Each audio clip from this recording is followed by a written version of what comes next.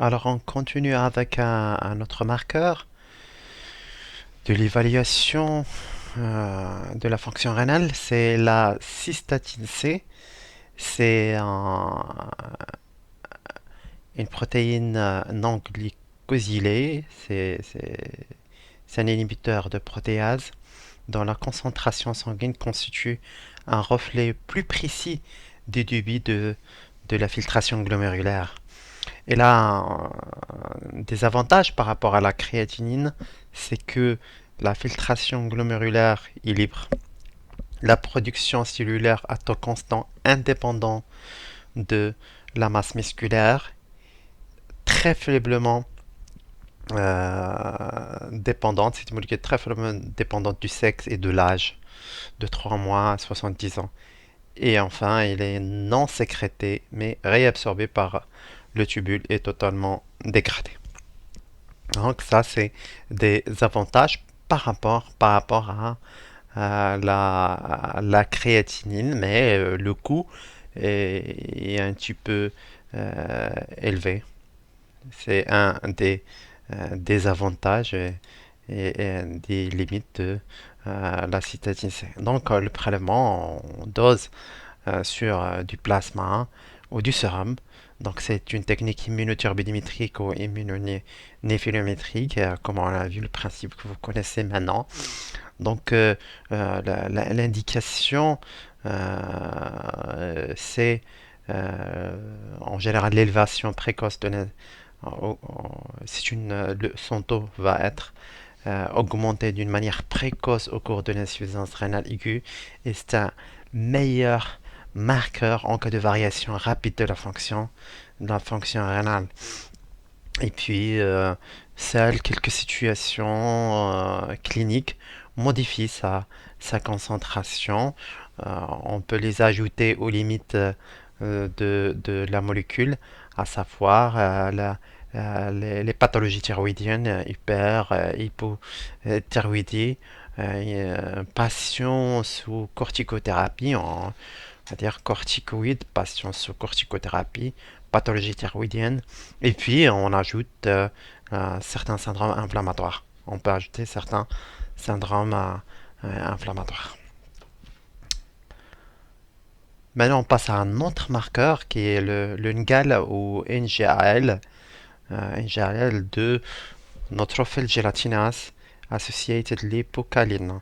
Donc, c'est un marqueur qui est utilisé dans le diagnostic d'une insuffisance rénale. C'est vraiment une élévation précoce dès la deuxième heure après une agression. Donc, l'agression, peut-être une chirurgie cardiaque chez l'enfant et l'adulte, greffe rénale, une injection d'iode, et ainsi de suite. Donc, la détection de l'insuffisance rénale 24 à 48 heures plus tôt, avec une sensibilité de 80 à 90%, c'est très important. Mais l'inconvénient, c'est l'augmentation des concentrations en cas d'insuffisance rénale chronique préalable et d'infection.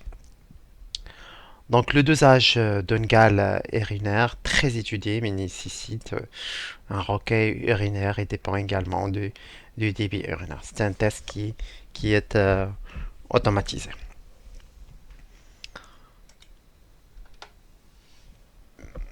Bien, donc puisque les reins ils ont un rôle dans l'homéostasie hydroélectrolytique, donc on va voir le dosage des électrolytes, donc un dosage indispensable pour assurer la surveillance d'une insuffisance rénale.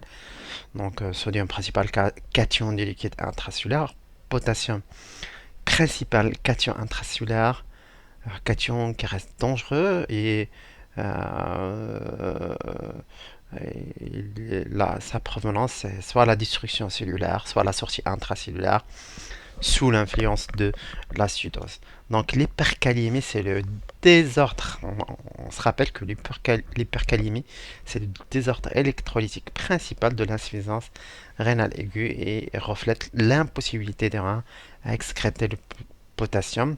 Donc c'est résultat interprété en fonction de l'équilibre acido-basique. Et on se rappelle que on doit s'alerter pour une calémie à partir de 5 millimoles par litre.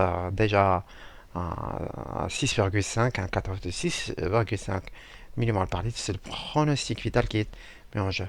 On va voir aussi les bicarbonates qui concernent sur les deux ordres acido-basiques. En cas d'insuffisance rénale chronique, il y a une perte de bicarbonate et une réduction de la capacité du tubule à sécréter le NH4+. Donc on sera devant une acidose métabolique. Donc en cas d'insuffisance rénale chronique. Donc en ce qui concerne le calcium et les phosphates, bon, la calcémie, c'est des désordres qui sont constants au cours de l'insuffisance rénale et la détermination réalisée de manière systématique pour apprécier l'état osseux et l'activité des glandes parathyroïdiennes, donc osteomalacées et parathyroïdie secondaire. C'est en général, on parle de ostéodystrophie liée à l'atteinte rénale et à la maladie rénale. Donc, on va voir le PTH, dosage du PTH, qui diminue la réabsorption des phosphates au niveau du tube proximal. Il augmente la réabsorption des calcium au tube distal et stimule l'alpha 1 hydroxylase. La calcitonine qui augmente l'excrétion des phosphates et du calcium. Biologiquement, qu'est-ce qui va se passer en cas d'insuffisance rénale chronique concernant la calcémie et la phosphatémie? Eh bien, la calcémie est habituellement basse, la phosphorémie est habituellement élevée et l'activité de la phosphatase alcaline osseuse est augmentée, euh, reflétant un remodelage osseux important. Maintenant, on passe après l'ionogramme et la calcium phosphate, on passe à la diurèse. La diurèse, c'est le volume d'urine sécrété par jour.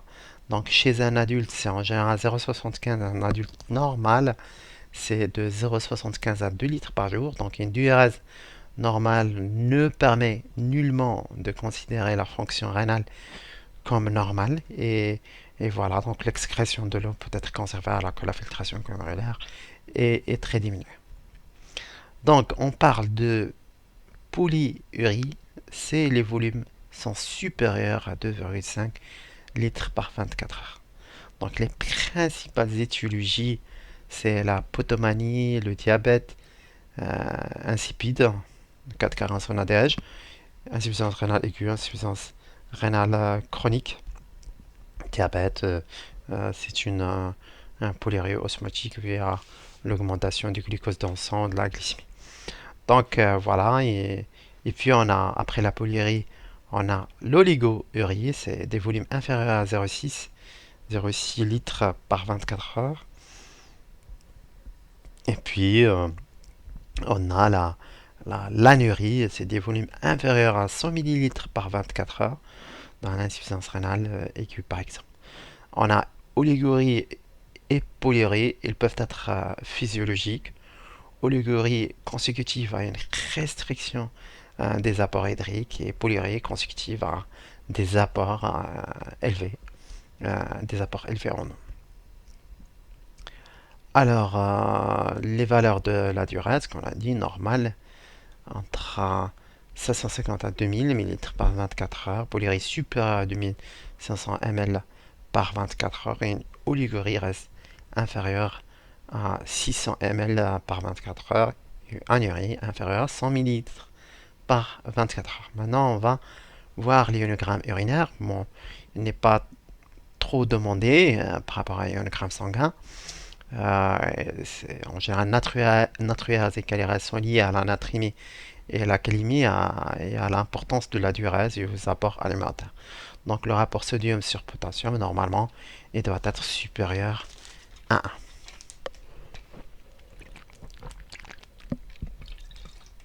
La créatinine urinaire ou la créatininurie, on la dose sur des urines de 24 heures, même l'ionogramme urinaire, on le fait sur des urines de 24 heures. Il permet le calcul de la clairance de la créatinine qu'on va voir. Et c'est très important. Voilà. L'urée et l'acide urique, des fois l'albuminurie aussi, on aura besoin de la créatininurie. Voilà, et d'autres paramètres. C'est si on va faire un prélèvement sur un seul spot, donc on aura besoin de la créatinurie aussi, pas seulement pour la calcul de la clairance de la créatine.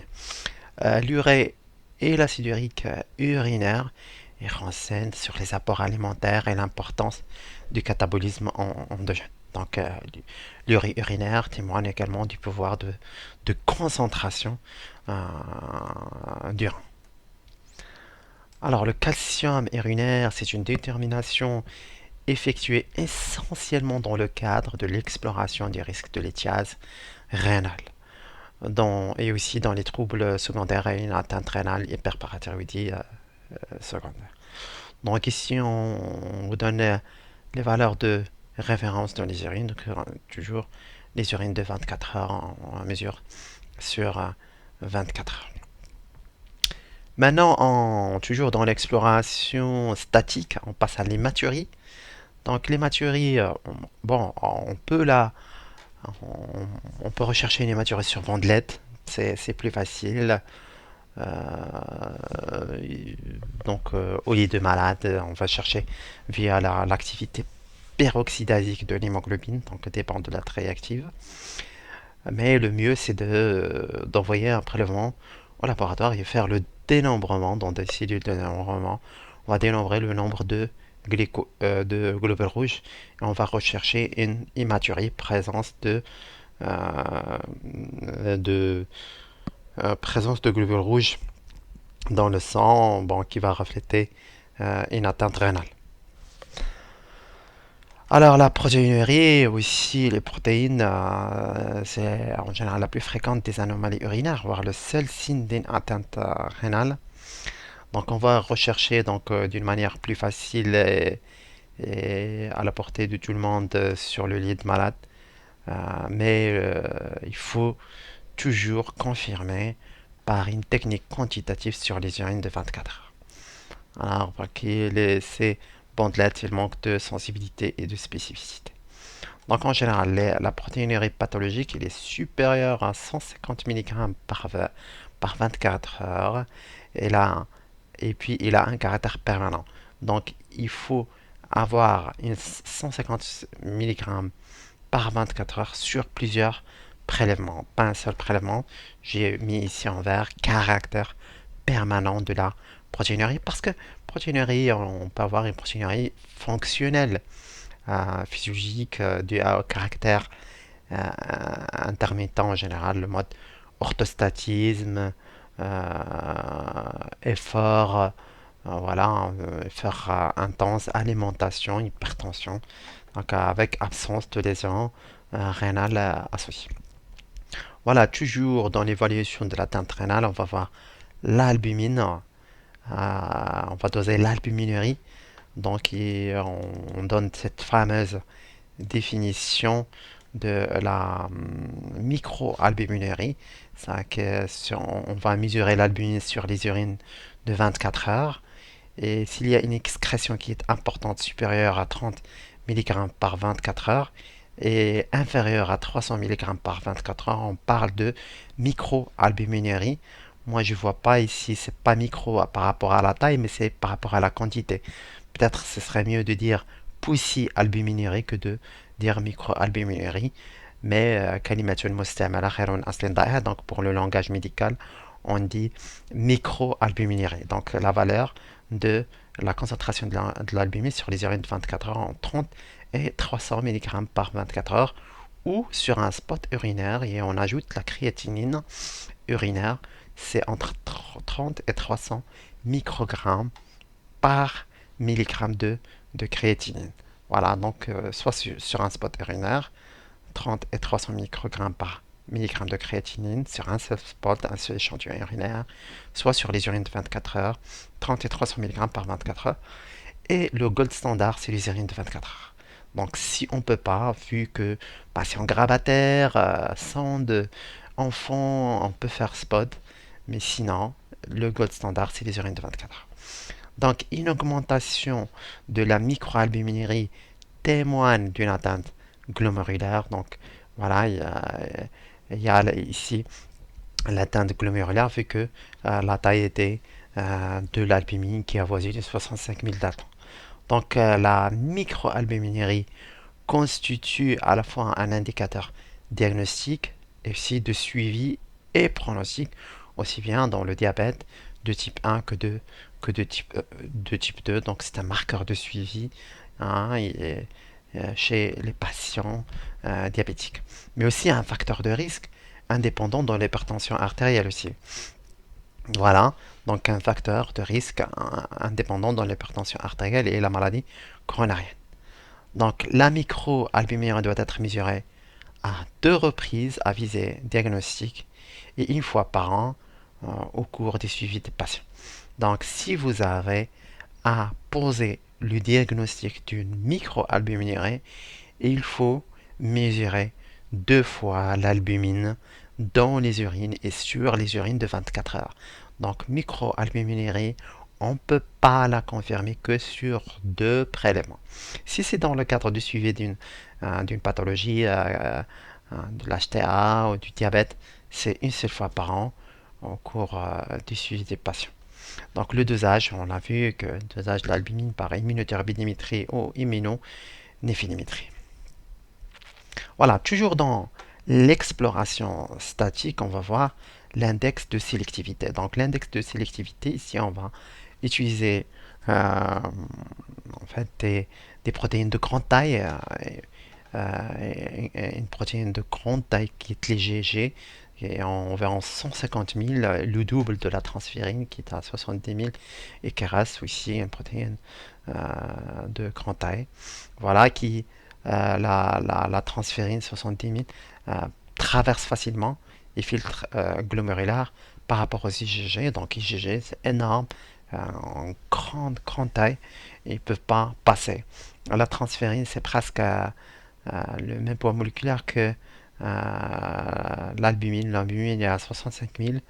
Voilà, donc l'index de sélectivité, on va les mesurer, on va mesurer les IgG dans les urines, la transférine fois la transférine dans le sérum sur IgG dans le sérum fois la transférine dans les urines. Donc si l'index il est faible, les protéines faible inférieur à 0,16, proteinurie il est sélective. Si l'index au contraire est supérieur à 0,3, la protéinurie elle est non sélective. Voilà. Ici, on va estimer le degré de l'atteinte glomérulaire car ces protéines ne pouvant pas passer au travers des glomérules intacts et donc leur taux élevé, ça reflète en général l'altération glomérulaire. Après, on va voir une autre protéine qu'on connaît déjà, c'est l'alpha-1 microglobuline qu'on va mesurer dans les urines. L'alpha-1 microglobuline urinaire, glycoprotéine de 33 000 d'atteint et de petite taille, c'est un marqueur de tubulopathie. C'est un marqueur précoce de dysfonction tubulaire. Voilà, parce qu'il y a une réabsorption au niveau du tube proximal. Il est filtré librement par le glomérule, puis il est réabsorbé presque à 99,8% au niveau tubulaire. Et notre protéine, mais cette fois on va la doser dans le sérum, c'est la bêta-2 microglobuline qu'on a vu aussi. Elle fait partie du complexe H de la classe 1. Il a une élimination glomérulaire et réabsorption tubulaire. C'est aussi un marqueur précoce de dysfonction tubulaire. Voilà, il est réabsorbé au niveau du tube proximal. Voilà, une augmentation de la bêta-2 microglobuline dans de nombreuses pathologies rénales, l'insuffisance rénale aiguë et chronique, le rejet de greffe des reins, les néphropathies tubulaires interstitielles. Voilà. Donc on a fini avec la bêta-2 microglobuline, les explorations biologiques statiques. Maintenant on va vers l'exploration fonctionnelle rénale spécialisée. On va voir, on va commencer par la notion de la clairance. Donc la clairance, c'est la vitesse à laquelle une substance disparaît de l'organisme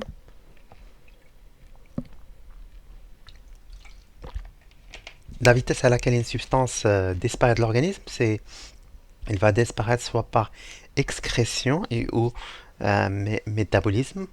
Euh, bon, elle va disparaître, par exemple, un métabolisme euh, au niveau du foie ou au niveau des reins, excrétion au niveau du poumon, voilà, comme l'alcool ou la salive. Euh, voilà, donc la clairance, c'est le volume de plasma complètement euh, upéré d'une substance par unité de temps. Donc ici, peu importe là où il est dégradé, peu importe là où il est transformé, donc c'est la vitesse à laquelle une substance disparaît de l'organisme. Et on peut l'exprimer ici en vitesse par le volume de plasma complètement upéré d'une substance par unité de temps. Un marqueur idéal est une molécule endogène et dont la production et donc la concentration sanguine est constante et qui ne se lie pas aux protéines et n'est pas métabolisé. Voilà, c'est un marqueur idéal et qui est complètement filtré par le glomérule et n'est ni réabsorbé ni sécrété et peut être dosé facilement et avec exactitude. Donc c'est un marqueur idéal pour la mesure du débit de filtration glomérulaire. Euh, ce- la mesure doit se faire par un marqueur qui il y a une production et la concentration sanguine est constante. Il ne se lie pas à un marqueur qui est endogène, ne se lie pas aux protéines plasmatiques, n'est pas métabolisé, complètement filtré par le glomérule, n'est réabsorbé, n'est sécrété, peut être facilement euh, dosé et avec exactitude. Donc la mesure du débit de filtration glomérulaire et puis la mesure du débit de filtration glomérulaire qui est égale à la clairance de une substance qui n'est sécrétée ni réabsorbée au niveau des tubules. Donc la clairance est égale au débit de filtration glomérulaire. Donc on a cette molécule, c'est un sucre qui est l'inuline. C'est le gold standard hein, pour la mesure de, du débit de filtration glomérulaire. C'est la clairance de l'inuline. Donc, il permet d'évaluer la capacité des reins à filtrer le plasma au début physiologique, fait intervenir la notion de clairance. Donc, clairance, c'est la concentration de l'inuline au niveau urinaire fois le débit urinaire en millilitres par minute, et c'est très important, en millilitres par minute, sur la concentration plasmatique de l'uniline. Donc la clairance est égale au débit de filtration glomérulaire, puisque cette substance, certes, n'est pas une substance qui est endogène, donc on va le voir ici. Voilà, c'est une substance exogène, c'est un sucre, mais avec on peut mesurer le débit de filtration glomérulaire et il est égal à la clairance de la de l'inuline est égal au débit de filtration glomérulaire. Donc la clairance en millilitres par minute, voilà, c'est la concentration d'inuline urinaire fois le débit urinaire en millilitres par minute sur la concentration plasmatique. Voilà, donc la méthode, c'est une méthode de référence, la clairance de Nulini, même si c'est une substance exogène, librement filtrée au niveau des glomérules et qui n'est ni réabsorbée ni sécrétée. Voilà, mais en pratique courante, c'est des choses qui restent, qui sont, c'est des techniques lourdes à manier. Donc en pratique courante, on va mesurer la clairance de la créatinine. La créatinine, c'est un examen, c'est un marqueur endogène, c'est un examen qui ne coûte pas cher et chez tous les patients. Donc, on peut le mesurer à n'importe quel moment et il est bon marché et il existe dans tous les laboratoires. Donc, en pratique, on va mesurer la clairance de la créatinine. C'est un examen fonctionnel de base avec la même formule. Donc, la concentration de la créatine urinaire, voilà, fois le débit urinaire en millilitres par minute, c'est important sur la concentration de la créatine plasmatique. Ici, comme vous voyez, on aura besoin de la mesure de la créatinine urinaire. On aura besoin de la mesure de la créatinine urinaire et de la créatinine plasmatique. Le problème, c'est que on la mesure sur des urines de 24 heures et pas sur un spot urinaire. Même si les mesures se font sur des urines de 24 heures, il y a toujours des problèmes de la qualité de recueil des urines de 24 heures. Voilà, donc les valeurs de référence de la clairance de la créatinine chez la femme est 110 plus ou moins 20 millilitres par minute chez la femme, 130 plus ou moins 20 minutes chez l'homme. Donc la mesure de la clairance doit être rapportée à la surface euh, corporelle de référence qui permet de tenir compte de la taille et du poids de l'individu. Alors, si on va le faire, ça s'appelle une clairance corrigée. Voilà, on va tenir compte du poids et de la taille. Donc, fois 1,73 sur surface calculée. Voilà. Donc, bon, c'est en général une technique euh, du calcul de la clairance de la créatinine, voilà, qui a beaucoup de défauts et on a d'autres formules et qui utilisent aussi la créatinine estimée qu'on va voir et qu'on va mieux estimer la clairance. Alors, pour les autres marqueurs, pour la mesure des débits de filtration glomérulaire, il y a d'autres marqueurs disponibles, juste l'ioxol, iohexol et ou l'iotalamate, c'est un produit de contraste en radiologie. Donc on a l'inuline qui est le gold standard, cher, dosage ni facile ni standardisé. Voilà, uniquement clairance urinaire.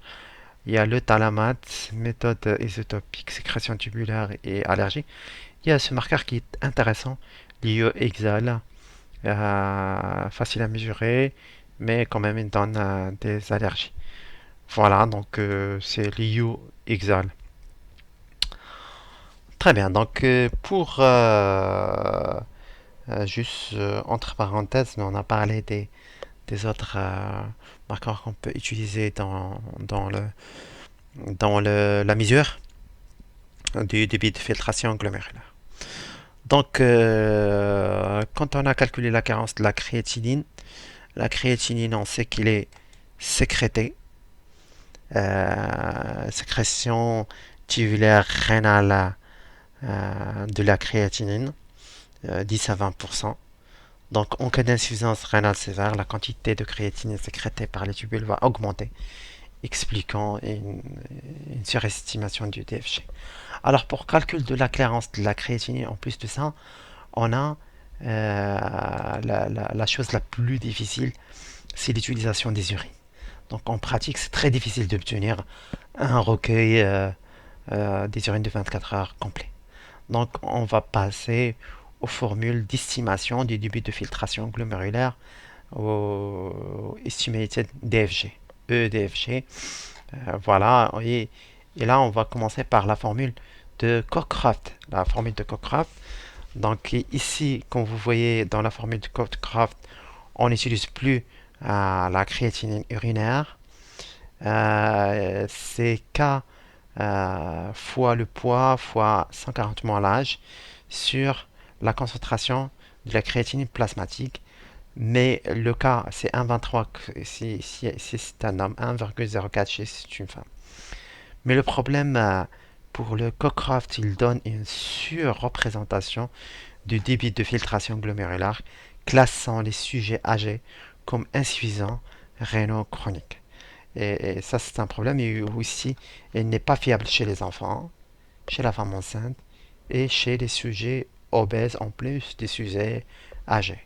Donc voilà, il a beaucoup de défauts. On passe maintenant à la formule de Schwartz, qui est une méthode qui est utilisée pour le calcul d'estimation du DFG chez l'enfant. C'est une méthode qui n'a pas été validée à large échelle. Problème éthique pour les enfants. Le débit de filtration glomérulaire, c'est K fois la taille en centimètres sur la créatinémie en milligrammes par décilitre. Donc K, c'est en général 0,45 pour un nouveau-né, 0,55 entre 2 ans, et pour la puberté, c'est un garçon, c'est 0,70, et c'est une fille, 0,55 pour le K, la constante, fois la taille sur la créatinémie. Bon, pour ce paramètre aussi, il y a une surestimation du DFG, c'est s'il y a anorexie, et une sous-estimation en cas de masse musculaire importante. Alors on passe à une autre formule qui est la MDRD, formule de Lévy, ou Modification Diet in Renal Disease, MDRD. Donc il y a une sous-estimation ici de la fonction rénale chez la population en général. Parce qu'en général, cette formule euh, a été calculée chez des personnes qui ont déjà une maladie rénale chronique. Et il donne vraiment des résultats chez les malades exacts et reproductibles chez les malades aux environs de 60 de DFG.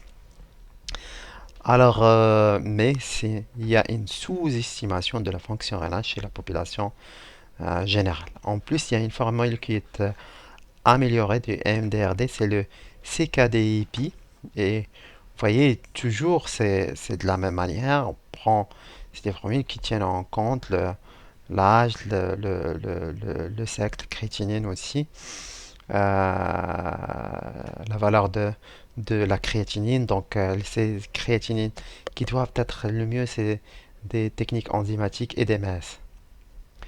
Donc, c'est la CKD-EP, Chronic Kidney Disease, Epidemiologic Collaboration, CKD-EP. Donc, voilà, il donne de très bons résultats dans la population générale. Et ce qui est recommandé maintenant de calculer le DFG, le débit de filtration glomérulaire, par cette méthode CKD-EPI. Donc, on passe à la classification de la maladie rénale chronique. Donc, c'est une classification qui se base sur l'atteinte rénale et sur le DFG. Voilà.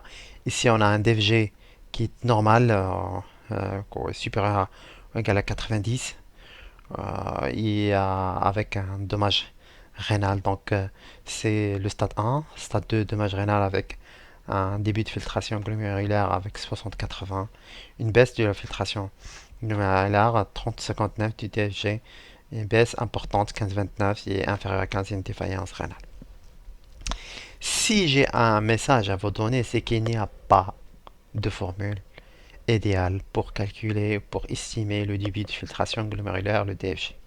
Quel que soit l'âge, le sexe, la surface corporelle, l'ethnie et la fonction rénale. On doit, on doit avoir recours à des techniques de référence lorsqu'on souhaite connaître le DFG d'une manière précise. On doit le mesurer. On ne doit pas l'estimer. Mais si on a estimé, par exemple, c'est la formule CKD créatinine qui est conseillée par les néphrologues. Voilà, la créatinine doit être IDMS. Alors, maintenant, on a classé l'insuffisance rénale ou la maladie rénale chronique. On passe à l'insuffisance rénale aiguë. Donc, il y a beaucoup de critères pour la classification et pour la stratification. Donc, il y a les critères RIFLE et les critères Akin. Critère RIFLE de 2004 avec Risk Injury Failure. Critère Akin, Acute Kidney Injury Network. On a en général 10% des patients hospitalisés, donc 50% patients en réanimation ont une insuffisance rénale. 45% dans ces 10%, il y a 45%, c'est des nécroses tubulaire, 90% des patients en réanimation, 21% insuffisance rénale fonctionnelle, 10% obstructive et rare obstructive, ou 13% une aggravation d'une insuffisance rénale chronique. Donc les causes iatrogènes ou ischémiques dans la population développée et bien sûr les causes infectieuses dans les populations pauvres, hein, jeunes et sans comorbidité comme cause de l'insuffisance rénale aiguë. Alors pour la classification, donc il se base sur la diurèse et sur le taux de créatinine ou DFG. Donc ici, le créatinine va augmenter par 1,5, la diurèse inférieure à 0,5 pendant 6 heures. Diurèse inférieure à 0,5 pendant 12 heures, un créatine 2 fois, donc il y a lésion, insuffisance, donc créatine 3 fois, le DFG diminue de 75% avec une diurèse inférieure à 0,3 par kilo par heure pendant 24 heures, une anurie pendant 2 heures, et puis donc perte complète de la fonction rénale pendant plus de 4 semaines. Voilà, stade terminal de l'atteinte rénale. Puis il y a classification non, stade 1, stade 2, stade 3, c'est passe de la même façon. Créatinine et qui va augmenter stade 1 fois 1,5 fois 2 fois 3. Et puis la baisse de la diurèse pendant inférieure à 0,5 mg par kilo par heure pendant 6 heures, ici pendant 2 heures. Et puis ici, anurie pendant 2 heures, c'est stade 3. Et puis voilà, euh, stade final. Très bien, comme ça on a fini par l'exploration de statique et spécialisée de la fonction rénale. On a défini c'est quoi c'est quoi on a vu tous les biomarqueurs et on a utilisé les biomarqueurs, les formules de calcul, les différents paramètres pour la classification de l'insuffisance ou de la maladie rénale chronique, l'insuffisance rénale aiguë. Maintenant, on va vers l'exploration des fonctions tubulaires et élimination de l'eau et étude de la fonction de concentration et d'émission. Alors, l'osmolalité, on va juste rappeler que l'osmolalité plasmatique est fixe, voisine de 300 milliosmoles par kilo.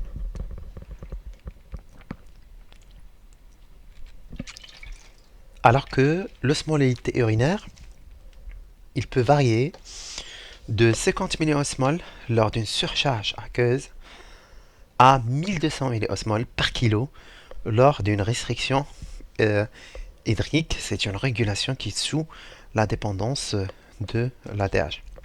Et on voit que cette portion du néphron d'une part va réabsorber 25% de l'eau et d'autre part de créer un gradient osmotique cortico-papillaire et osmolarité urinaire interstitielle 20 fois supérieure dans la médullaire rénale que dans le cortex. Alors voilà, c'est grâce à une réabsorption dissociée d'eau et de sodium, une génération de gradients cortico-papillaires, donc une réabsorption de sodium sans eau dans la branche ascendante, hein, la branche ascendante de l'anse de Henle et par l'intermédiaire de cotransporteurs sodium-potassium 2 fois chlore apical selon un gradient sodium généré par la pompe Na plus K plus AT passe. Voilà, donc et on va voir la clairance osmolaire. C'est quoi la clairance osmolaire? C'est Elle est égale au volume du plasma en millilitres upéré par le rein de ces substances osmotiquement actives par seconde. Euh, il est fourni par la formule suivante. Donc la clairance osmolaire est égale à l'osmolalité urinaire fois le débit urinaire en millilitres par seconde sur l'osmolalité sanguine. Voilà. Si la charge osmolaire est éliminée de façon isotonique au plasma, donc l'osmolalité urinaire est égale l'osmolalité urinaire est égale à l'osmolalité sanguine ou plasmatique. Après la clairance osmolaire, on va voir la clairance de l'eau qui dépend de la clairance osmolaire. Donc la clairance de l'eau libre est la différence entre le débit urinaire moins la clairance osmolaire. Donc si la clairance de l'eau est négative, on dit que les urines sont concentrées. C'est le cas normal. La réabsorption de l'eau libre est augmentée sous l'effet de la sécrétion accrue de l'ADH, l'hormone antidiurétique. Donc si la concentration de l'eau, si la clarence de l'eau libre est positive, dans ce cas, les urines sont diluées et la réabsorption de l'eau libre est diminuée sous l'effet d'une sécrétion insuffisante d'hormones antidiurétiques. Après, on passe aux épreuves de concentration. Donc, les épreuves de concentration, donc il n'y a pas d'apport hydrique. Donc, la densité urinaire va augmenter et l'osmolalité va être supérieure à 850 milliosmoles par kilo. Au contraire, en cas d'épreuve dilution, donc on boit de l'eau abondamment, c'est l'osmolalité normalement, il doit être diminué à moins de 1000 milliosmoles par kilo et la densité urinaire doit être inférieure à 1,004. Voilà, c'est comme ça on peut évaluer la fonction de concentration et de dilution des reins. On peut aussi voir l'étude de la fonction tubulaire par le calcul du taux de réabsorption de phosphate.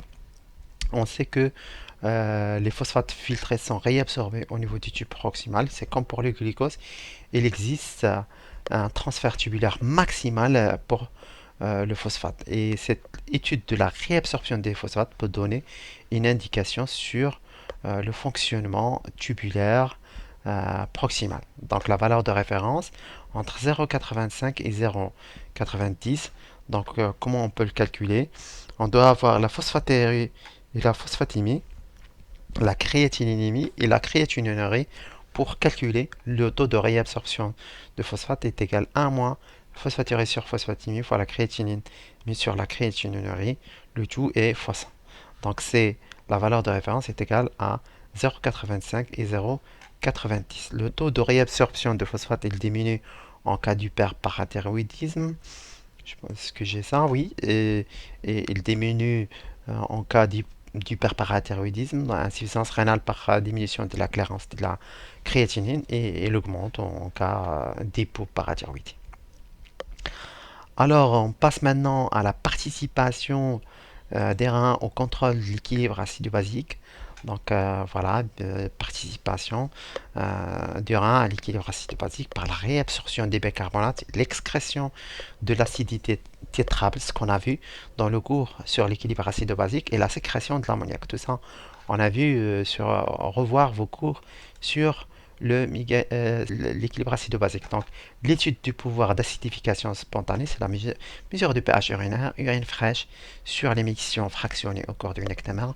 On va mesurer le pH, les valeurs entre 4,5 et 6. Alors, mesure de l'acidité tétrable, c'est quoi? C'est la quantité de base qu'il faut ajouter à l'urine pour obtenir un pH équivalent au pH plasmatique. Vous connaissez ça, 35, 745. Voilà, et mesure de la quantité d'ions captés par les systèmes tampons et ne participant plus à l'acidité libre, c'est-à-dire au pH des urines. On peut mesurer aussi l'ammoniurie. L'ammoniurie, c'est une néphropathie sur les urines de 24 heures, recueillie sur 10 ml de toluène, valeur de référence chez l'adulte de l'ordre de 40 mmol par 24 heures. Donc l'excrétion rénale d'ions H+, sous forme d'ammoniurie est favorisée par l'acidose et diminuée par l'alcalose. Donc néphropathie à lésion tubulaire, souvent une acidose par la diminution va donner une acidose, souvent par la diminution de sécrétion d'ammoniac. Et puis on a les bicarbonates urinaires dans l'urine normale, et c'est égal à 0. Bicarbonates filtrés sont entièrement réabsorbés, mais pour des concentrations qui sont supérieures à 27 mmol, qui est le 14 supérieur par litre, il y a des bicarbonates filtrés en excès sont éliminés dans les urines. Puis il y a une épreuve dynamique pour étude de la réponse à une agression acide ou alcaline. Voilà, donc l'acidose métabolique avec diminution des bicarbonates plasmatiques. Donc la plus couramment pratiquée, c'est à l'épreuve de charge acide courte, parfois orale. On utilise une charge de NH4 Cl administrée le matin. Les urines sont recueillies toutes les 2 heures pendant 8 heures. Les prélèvements sanguins à 0, 2 et 4 heures effectués pour la mesure des pH et des bicarbonates. Donc chez le sujet normal, réponse maximale obtenue entre 2 et 4 heures après la charge acide. Donc pH inférieur à 5,2, pH approprié.